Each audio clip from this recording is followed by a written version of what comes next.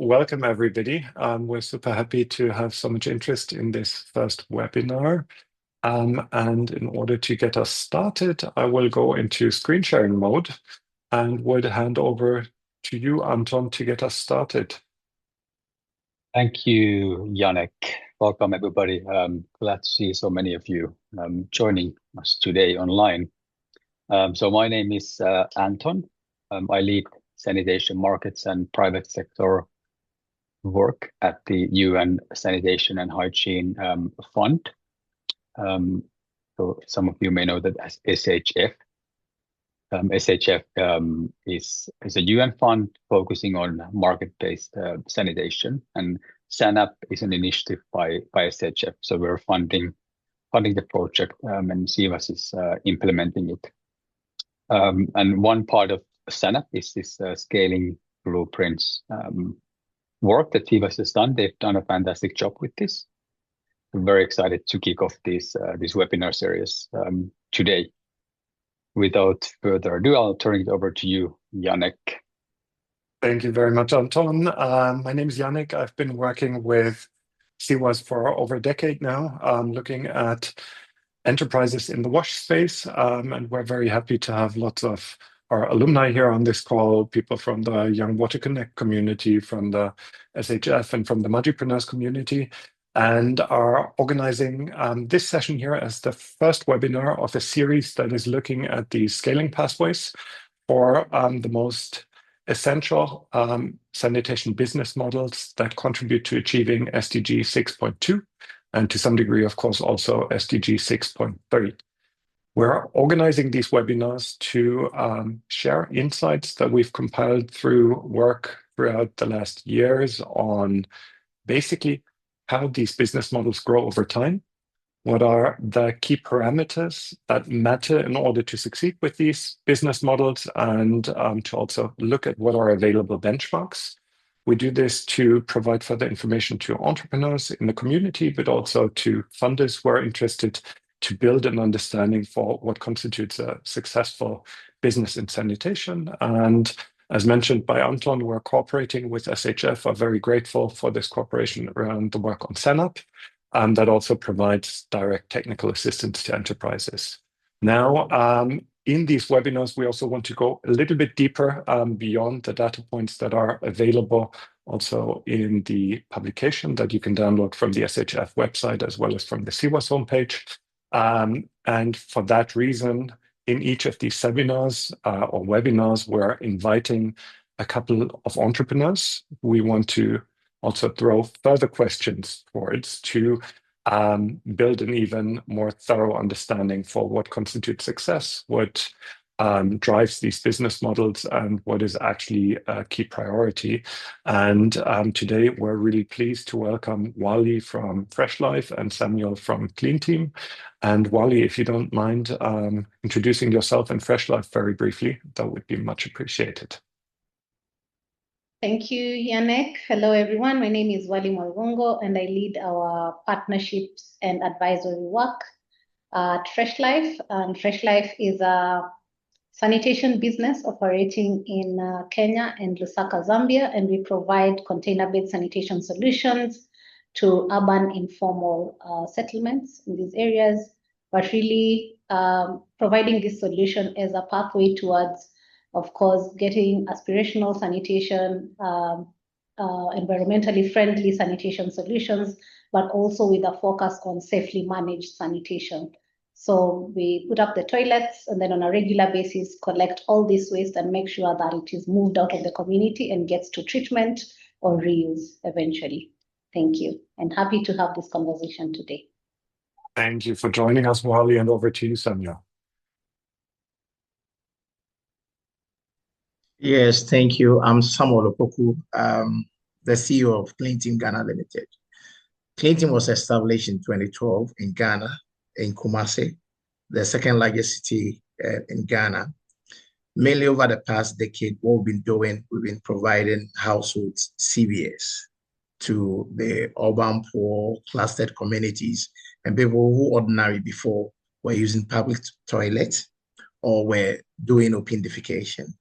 Over the years, we have evolved. Initially, when we started, we were doing about 3 times pickup.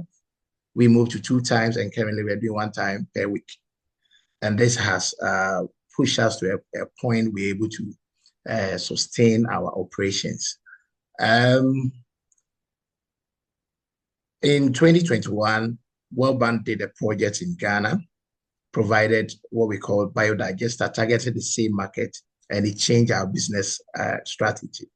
So currently what we're doing is that we are doing both CBS and biodigester. So now we have 2 main products on the market. And as you talked about aspirational toilet, the biodigester is more aspirational compared to the CBS. Now what we're able to do is that we're able to go through the journey with our customers. People who want CBS, we're able to bring them onto the CBS. After enjoying the CBS for some time, we're able to transition them to the biodigester. So we get to move people from public toilets, open defecation to CBS, and later when they're able to afford it, we move them onto flush toilet. We've served over 50,000 customers in Kumasi. Biodigester we've provided for over 10,000 people in Kumasi. And we are still doing that. In terms of innovation, initially we were getting our toilet from China. We've been able to move it to Ghana. And doing that, we have saved the toilet cost. We bid down to less than 50% of the cost. So the journey has been very good so far as these touch points and innovation are concerned. We provided job for hundreds of people. And currently we were doing very well with the CBS combined with the biodigester. Thank you. Thank you very much, Samuel. We're very pleased to have both of you here, providing a bit of a advanced, more senior CBS perspective to our webinar. I just want to use the opportunity to also thank everybody else. I saw Remy is here on the call from the Container-Based Sanitation Alliance and a number of other people who contributed to compiling all of these insights. So this was a joint effort, and we're very keen on continuing to build on that. What we'll do now is run you through a very short and crisp half-hour webinar. In case you have questions, please feel free to post them in the chat. If we have some time left at the end, we will try to answer all of your questions, and we'll try to weave them into the exchange. Before we do that, I would like to run you through, if my slides start to flip, through a couple of basics of container-based sanitation. Just to get us started, for those of you who are not 100% familiar with the concept, I think it is the toilet that most explicitly looks at toilets as a service rather than as a product that is being sold as a one-off through the servicing. What's particularly important is that it holds the promise to reduce upfront costs for customers, which is a key barrier to scaling SDG 6.2 across the base of the pyramid. Because if you have to invest a lot for a toilet, the likelihood that people with less economic capacities will actually prioritize toilets over other investments goes down. And what's very important, again, is also that SDG 6.2 requires fecal matter and wastewater to be taken away from the toilet site itself and through regular collection and transportation to centralized treatment. Container-based sanitation actually fulfills the criteria of improved access to sanitation in line with the SDGs. Now, when we're looking at CBS as a business model, it's imperative to understand that at the end of the day, we're talking about a logistics business. So it has that component of providing the sanitation facilities, but particularly the transportation and the collection of the human waste requires waste aggregation and a transportation system that is optimized and that allows to bring down the costs in order to come to an affordable service. That is very important around the business model. And we have a mix of revenue streams that typically comprises customer fees for the regular collection, but also oftentimes contracts or results-based finance that will subsidize these services, as well as the sales of byproducts. We will not cover the sales of byproducts in this webinar. We'll have a separate webinar on reuse of human waste. and reuse business models. But there is an element that needs to be taken into consideration in the bigger picture CBS situation. Now, having said that, just to summarize, there's a number of key added values. There's the reduced upfront investment for end users. But of course, in partnerships with government, this also applies because as compared to centralized wastewater infrastructure, CBS is a much cheaper option. It adds the SDG 6.2 impact, both in terms of improved impact to sanitation in case where CBS toilets are in homes, as well as basic improved services where CBS toilets are shared in public facilities. It contributes to eliminating open defecation and has, of course, a myriad of benefits in terms of reducing environmental pollution and related health risks. Now, what we're interested in this webinar is what Samuel and Wali already pointed towards in their introductions here and there is that CBS starts at one point and evolves over time when we're looking at enterprises. And what we have mapped in the publication aforementioned is a bit of a maturity progression, which I just very briefly want to synthesize here. Typically, CBS models start at a piloting stage, which has a scale of working with 50 to 200 toilets.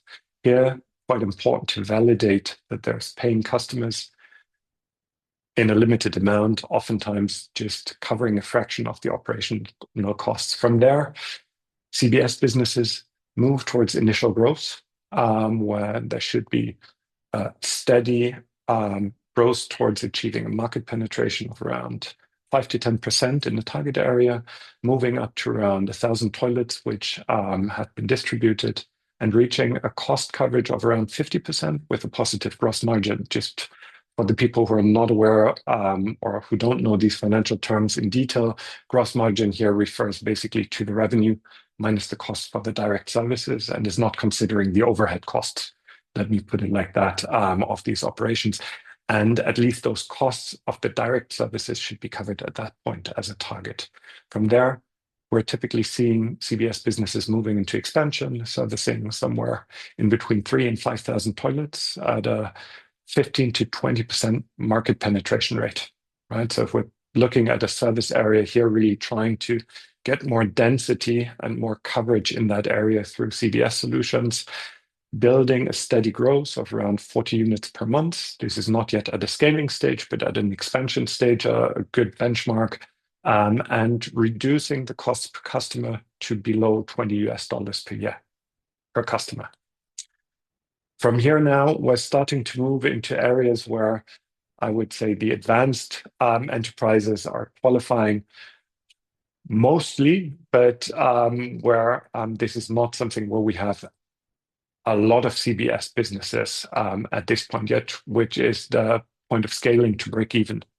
Here we have looked at 8 to 100,000 toilets with usually a target of having more than 20% market penetration.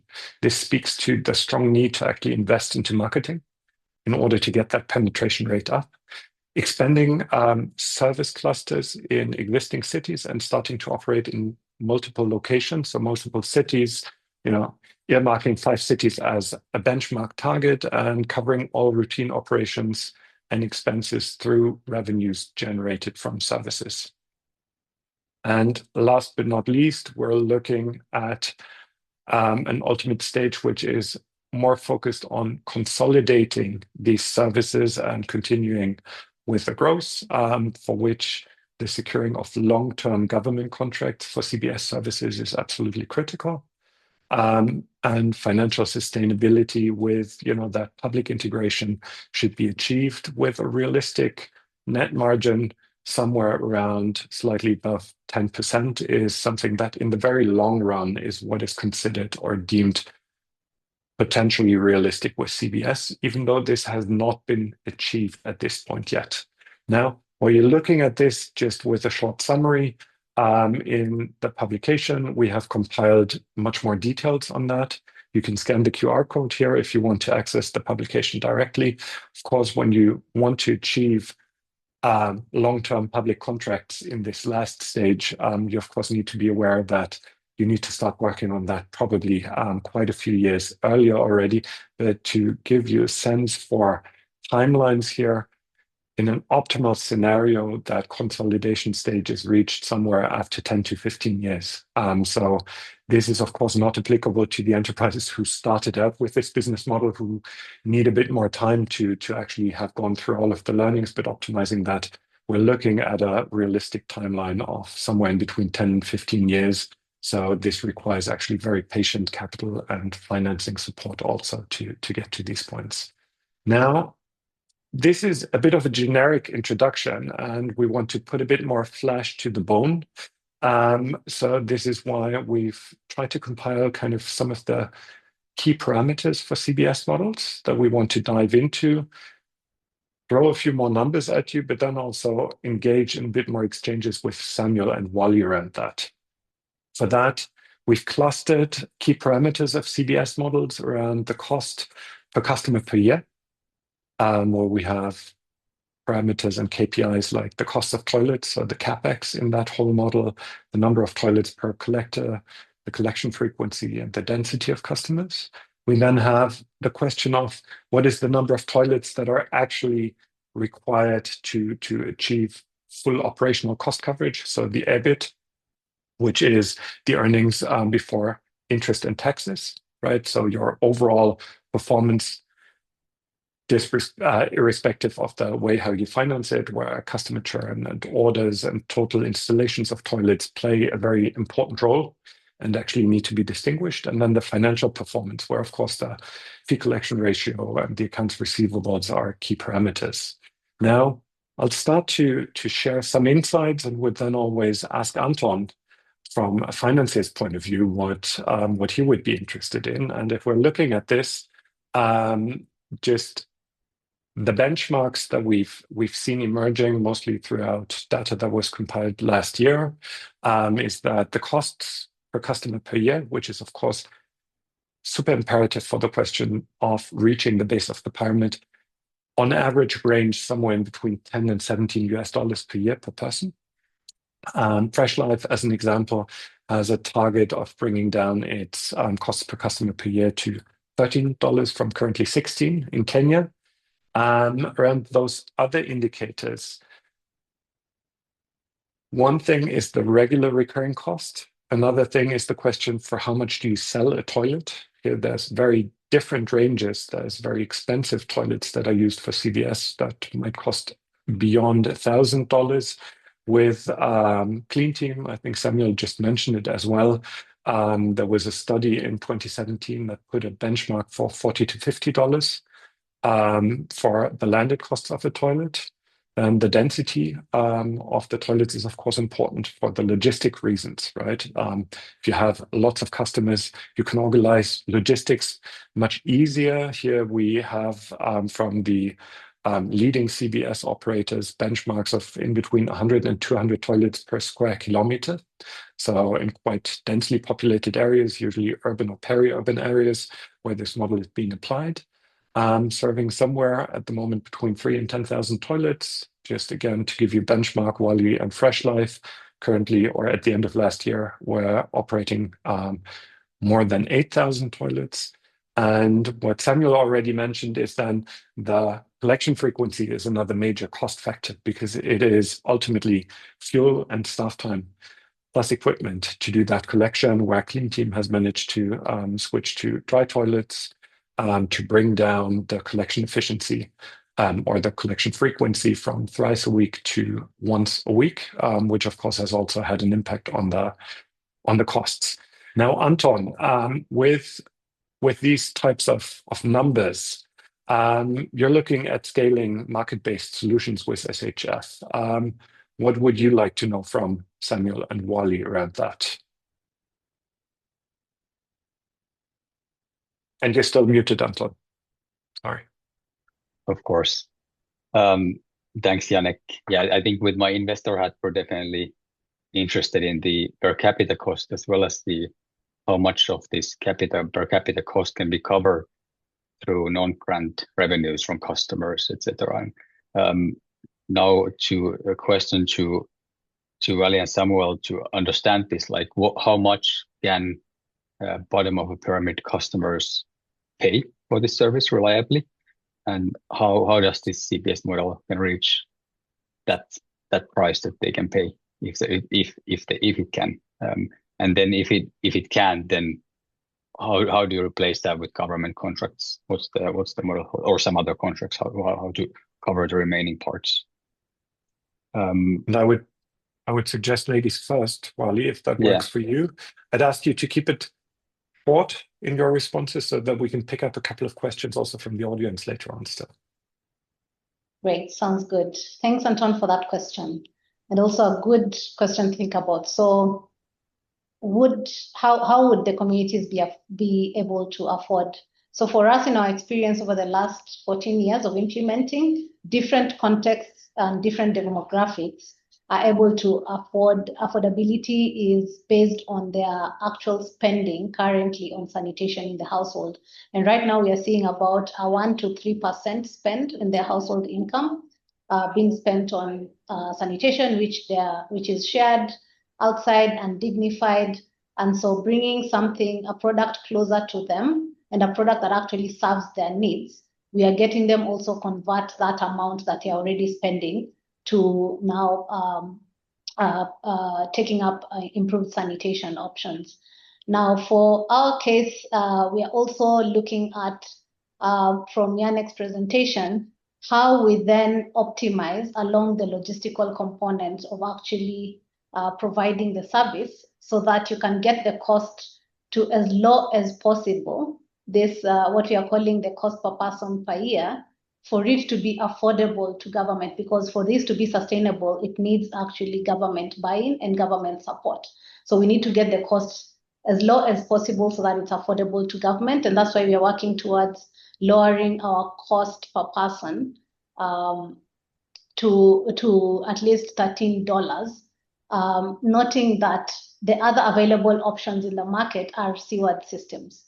And so how do we compare to that when providing a non-seaward option and make it now interesting and get the government willing to invest in it? I hope that answers your question, Anton, and I'll hand it over to Samuel to add more context.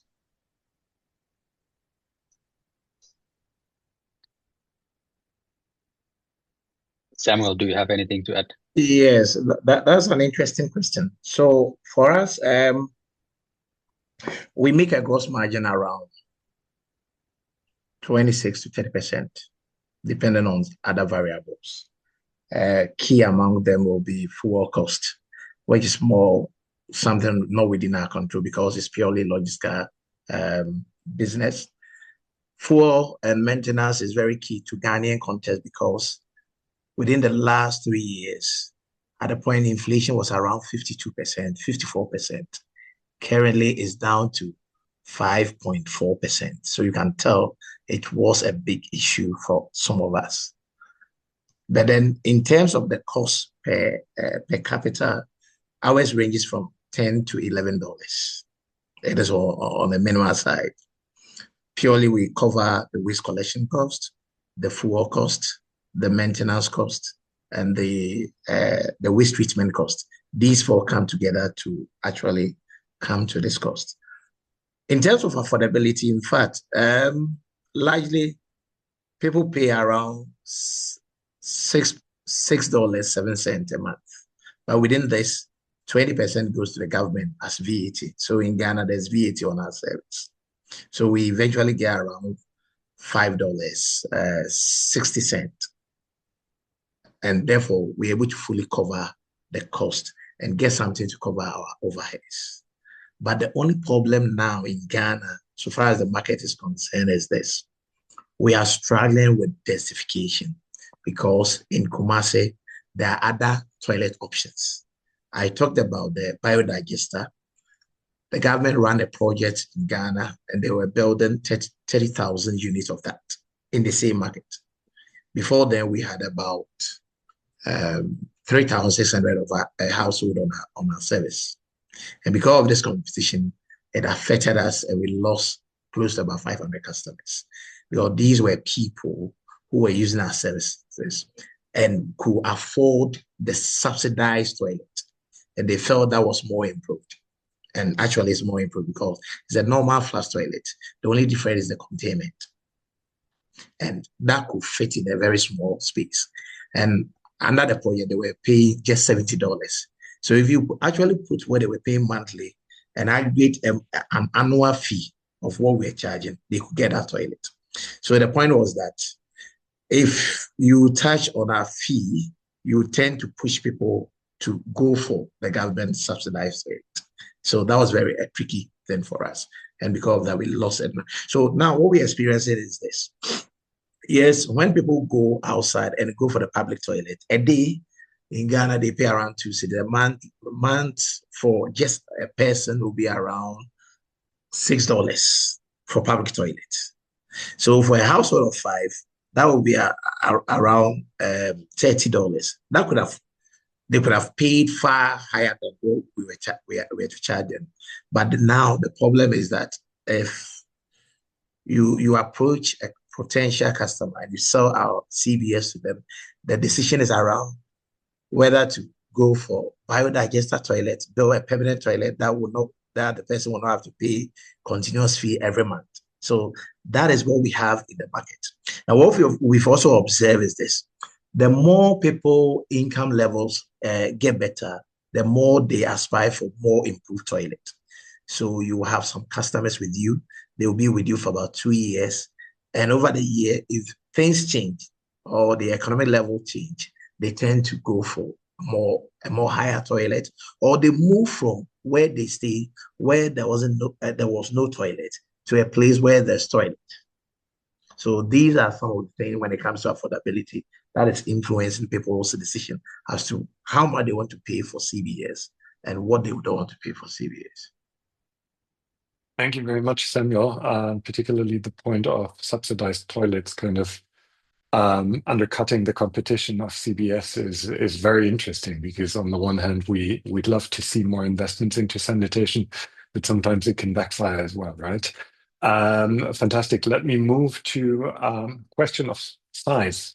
At the end of the day, size or quantity matters in logistics models, right?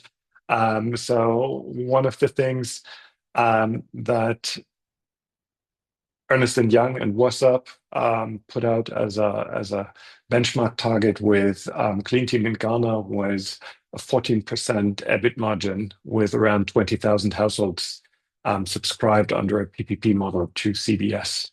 Just to give a bit of a sense for how many customers could that be in order to reach break even. There's a few other factors, however, that play into this very heavily. Very important is the customer churn rate.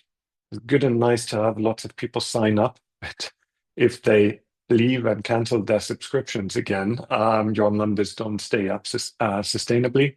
And so here, I think benchmark targets that we've recorded usually lie between 1 and 2% of churn rate, sometimes below that in the case of CleanTeam in Ghana.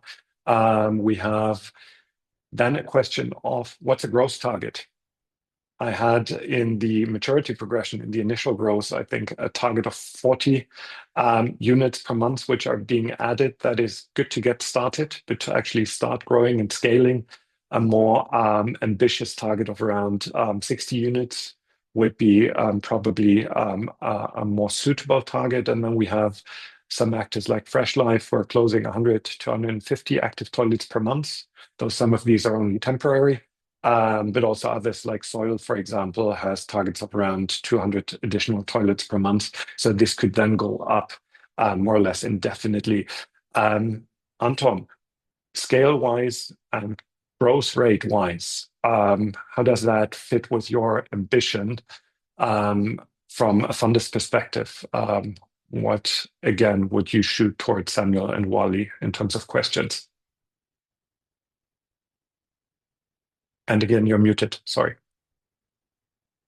Of course, I am. I think the beauty of CBS model for us is that it's perhaps a bit more predictable to scale if you have the funding, if you know exactly how much it costs per capita. if you have the money, then okay, you can do this and this many customers, and you can package it nicely for investors, obviously.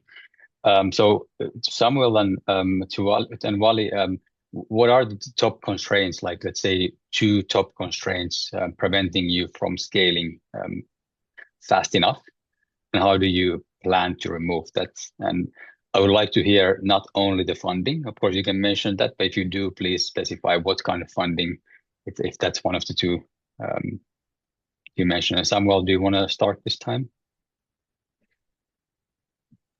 Yeah, sure. So yeah, I agree with you that we actually need more than 20,000 units of toilet in the market to be able to break even. But there are other fundamental constraints. One, in our context, like I told you, is competition, which will affect churn or the number of people who leave. I suppose that the 40 and the 60 you talked about, these should be the net install. Whether month to month, whatever you bring in, if you take away churn, in our case, we have suspension and we have reactivation. When you take away these, you are adding onto your existing customers about 40 to 60. That's significant. If you can do this sustain for a number of years, yes, you'll be growing. But if you look at our case now, we are still around 3,000 units. And from 3,000 to 20,000, that's a huge gap. And one fundamental thing is that the market is changing. People's life are becoming better. People stay with you, they enjoy the household toilet, and they want a better version. So having a more improved CBS or even a flush toilet is key to people. Another issue, like I told you earlier, that we faced, at least for the past 2 years, has been the Wellbound project. Not only has it taken some of our customers, but it's changed people's mindset about toilet, what they aspire for. Well, they see that in their neighborhood. Before, we're saying that the normal septic tank, if you don't have enough space, you cannot have it. But this biodigester doesn't need that big space. So now people can see that even with a smaller space, I can still have flush toilet. So in our market, this has affected your ability to get more numbers. Another fundamental thing is that to get this 20,000 and be able to break even or more, you need to have a high level of densification. If you will travel 20 kilometers to go and service a couple of people, about 20, 30, that will not work, because you spend more on fuel, on labor, on other things to service these few people. So yes, you need 20,000 plus, but you need them to be in a given geographical area, and you cannot serve almost the entire region. So in Ashanti region like this, we are largely in Greater Kumasi. We are unable to go to other towns and cities. If you had to go there, we did one experiment in a town about 45 kilometers from Kumasi, Obuasi. And with our analysis, we concluded that taking the service to Obuasi to service people, the cost per service was higher than doing that in Kumasi, because we had to travel all the way to go and catch the waste and bring that back to Kumasi for cost, maintenance cost. And even when it came to waste collection and customer service, we had to get people there who needed to provide, some of them, accommodation and all that. So the cost of actually taking the service to a distance place makes it not that economically viable. So these are some of the things. So not only funded, you may have funding, but if the market is not responding to get 20,000 people reliably serviced in a given geographical location where they will not move to a higher level of toilet, that is challenging. Great. So the question of how the market evolves is important here as well. Wali, what's your thoughts on this? Yes, I totally agree with Samuel. How the market evolves is actually a big component of the challenges that we encounter, especially as we are implementing CBS. So a good example for us is thinking about the dynamics within the urban informal settlements, and to be specific in Kenya, for example. So these places, there's no land ownership. So people reside here, but they don't own the land. So when you're going to put up a toilet, for example, for us, in our case, we have an entire team, the government relations team that works with the local government, the local chiefs, the area leaders, to be able to sell to a customer, get an approval to actually put up a toilet. So that cost in itself of just getting the toilet to the customer is one of the barriers to entry in the market. Second barrier is also the advocacy piece. So if government is not involved in advocating for better sanitation, then we are taking on the ownership of pushing the advocacy pieces for better sanitation, better health outcomes, a better environment, clean environment to the communities. And this in itself, it's into the amount of money or budgets that you have to spend to just be able to provide the service. As I speak about land ownership, it also factors into the logistical cost, because in the end, you're providing a service. It means the community has to have the toilets, and on a regular basis, you have to empty the toilets and transport the waste outside that environment and outside the city. In our case, we are working with our sister company, Region Organics, and transferring the waste 1 hour outside the city for treatment and reuse. If it was possible to get land within the city enough to treat and reuse the waste, the amount of waste you're collecting from over 8,000 toilets, then the logistical cost becomes cheaper to provide the service. The most recent challenge that we are also facing now is there have been a lot of changes in Kenya and in Nairobi specifically on government-led projects. And you will see that over time, the government will plan for things. They might not happen now, but in years to come, these plans will be put in place. So a good example is last year, one of our areas of operations, we lost quite a number of toilets because of government-led projects. So a good example is affordable housing, laying of Cewas, because then all the customers whom you had on your network are now transitioning to they're moving up the sanitation value chain, rightfully so, and connecting to the sewer system. And so some of these challenges, if we don't align ourselves with the government of the day, make sure that we have good relationships, we are continuing to play a part in policy and also shaping the policies and advocacy around non-sewer sanitation, that could pose a challenge to implementing CBS solutions in communities. And so then the last for me is the policy aspect. A big barrier or challenge to actually implementing CBS is if you're not aligned with government policies and regulations, then it will not work. And so what we've had to do over time in our work over the years that we've been implementing is making sure that non-sewer sanitation is even embedded in the government planning and also the government regulations and even policies that are actually being used to regulate sanitation service delivery in these communities. And what that means is you now take on, as a service provider, you now have to have a cost on your budget for making sure that you're aligning with the government policies and regulations going forward. Fantastic. Thank you both. So when it comes to scaling as well as to costs, we had a very close link to government, right? Because it, at the end of the day, is a business model that very closely needs to work with government and also relies on government buy-in, as was just pointed out by Wali. But I've got a last parameter I would like to look into where I will get you back to the end user, which is the financial performance. Right. This is about how the CBS model itself actually is able to efficiently work on its finances. So here, the key question for me is around the fee collection ratio and the accounts receivables, which of course really have a very strong link to how you finance CBS. Now, here, for me, some of the key questions evolve around how effectively do you collect the fees, as well as how does that feed into your financing requirements.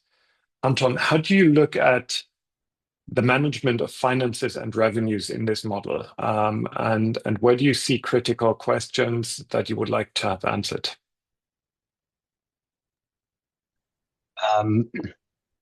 Yeah, so that's a very, very good question. I think like we would look at this like where do you get the money to manage all this essentially? And I think in this, what we've seen so far and what my questions related to, just to check, do we have time for more questions to Wali? And I think we have time for one last question, and then we'll wrap up. Yeah. So of course, philanthropic investments have been very important for the sector so far to build these and scale this up. So my question to Wali and Samuel would be to ask them, why should investors with ambition to scale solutions invest in CPS? And let's start with Wali. And for both of you, I'm sorry, I lost track of time a little bit. Let's keep it to a very brief and spot-on response. Great. So why should investors invest in CBS? So we do know that CBS actually is the closest we can get to improved sanitation, especially for people who are in non-seaward areas. So as I said before, governments can plan. But when we think about the sewer planning, how long does it take? The sewer infrastructure itself, how much money does the government need to even implement it? And when they come to implement it, what is required for people to actually connect to those sewer systems? And so it is the closest we can get to people having improved sanitation, dignified sanitation, and also safely managed sanitation before we get to the ultimate use of sewer systems, which should be a reality for everyone, but it's a long time coming, so to say. Secondly, we also think that when investors invest in CBS, they're able to help the private sector players, the sanitation service providers, demonstrate to government why this is an option as we think about citywide inclusive sanitation, because it is the most convenient and the easiest deployable non-sewer sanitation option when you're thinking about developing a citywide inclusive plan or implementing inclusive sanitation for communities or for large cities. And also cheapest compared to now sewers or sewards options at the moment. Then the third point on why investors should also invest. Once the private sector players are able to bring on government, we think that this is a pathway to now government taking this cost up. You demonstrate to them and you walk the journey with them, and then they now invest. They are willing to invest and set out budgets for actually serving more people going forward, and hence making it sustainable in the long run. Fantastic. Wali, just to confirm if I understood that correctly, so financing for scaling, from your point of view, needs to come from government, not from commercial type of private sector investors. Is that correct? Financing for scaling can come from private sector or investors, but at the same time, this should be the path to sustainability is getting the government involved, having the government get to buy in and have some skin in the game, which means setting aside budgets where they can pay for that service. Yes. Okay, great. Samuel, over to you. Scaling, right? We're talking investing for scaling. So there needs to be, by all means, cost coverage. Why would investors believe in that? Tell us your point of view on that. Yes. So in our contest, we've tried, we've done our best, but the government hasn't shown so much interest.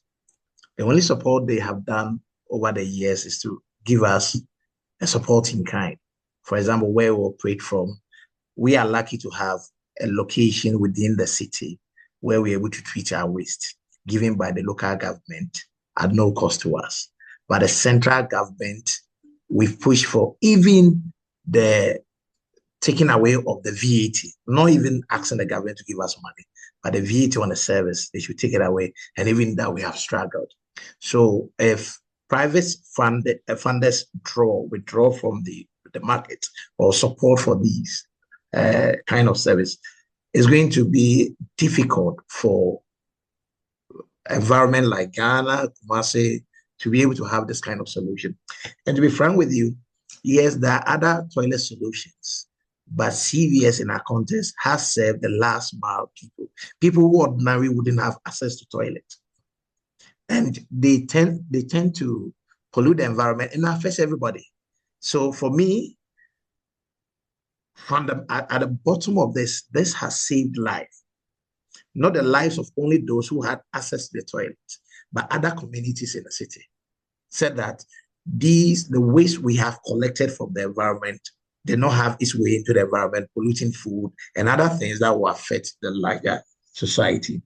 We did an experiment in Obuasi, like I said earlier. We went to Obuasi with 2 toilets, the CVS and the biodigester.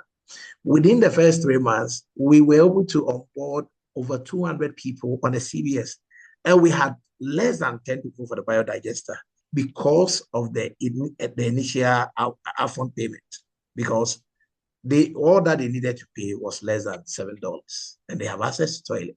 So it's quicker, and it actually helps people to experience having a household toilet first.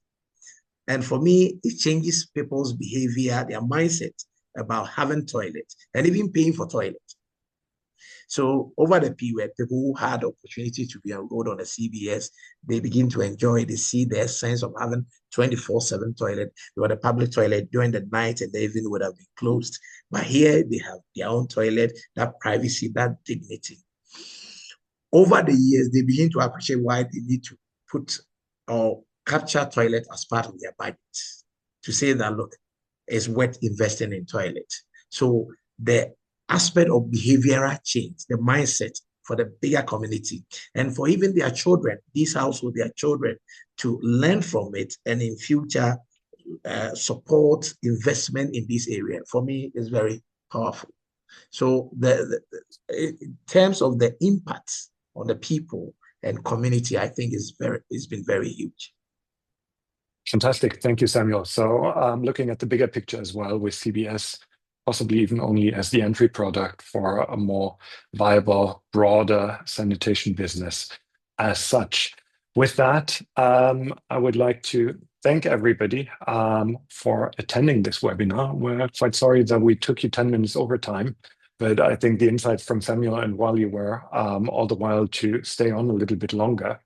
We are keenly interested to have all of you join the following webinars on the website, and maybe Hannah can share the link in the chat. You can register for 3 additional upcoming webinars. We will make sure to stick to time in those upcoming ones, keeping it short and crisp, sharing interesting insights and inviting additional sector stakeholders and enterprises to join the conversation. We hope this was insightful for you, and we're super interested to hear your feedback, get further inspiration on how to best support the community, and hope to see you during one of our next upcoming webinars.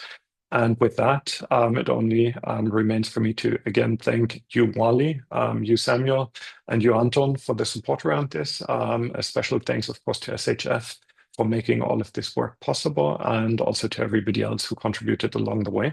And with that, we're wishing all of you a nice rest of your day, afternoon, and evening. And goodbye, everybody. Yeah, goodbye. Thanks for having us. Thank you. Thank you.